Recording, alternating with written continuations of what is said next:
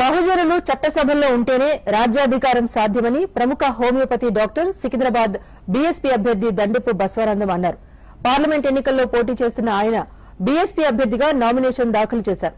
దేశంలో 90% ఉన్న బహుజనులను ఓటు బ్యాంకుగానే చూస్తున్నారంటూ విమర్శించారు డాక్టర్ బసవానందం. రాజకీయాల్లో బహుజనులు అనాదిగా అణచివేయబడుతున్నారంటూ ఆయన ఆవేదన వ్యక్తం చేశారు.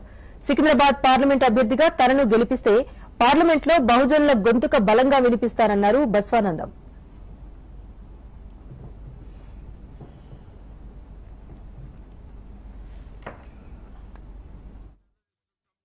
కొన్ని సంవత్సరాల నుంచి స్వాతంత్రం వచ్చినప్పటి నుంచి కూడా బహుజనులందరూ కూడా మెజారిటీ ఆఫ్ పీపుల్స్ 90% మనము బహుజనుల ముందు కూడా వెచ్చబడిపోతున్నాం. రాజకీయంగా కానీ, ఆర్థికంగా కానీ, విద్యాపరంగా కానీ.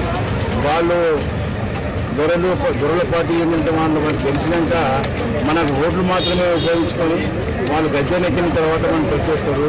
కాబట్టి మన రాజకీయం మనం చేయాలి.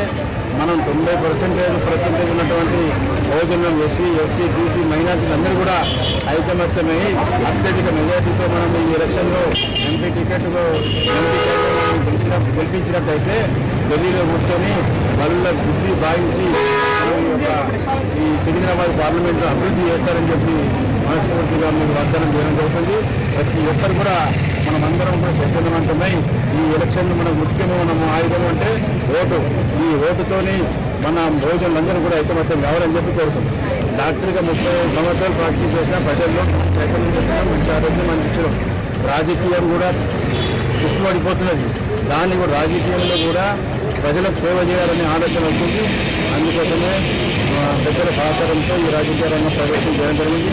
గతంలో నర్సాపూర్, మెదక్ జిల్లా నర్సాపూర్ జడ్పీటీసీగా పోటీ చేయడం జరిగింది బీజేపీ నుంచి. తర్వాత వైఎస్ఆర్సీపీ నుంచి ఎమ్మెల్యేగా పోటీ చేయడం జరిగింది.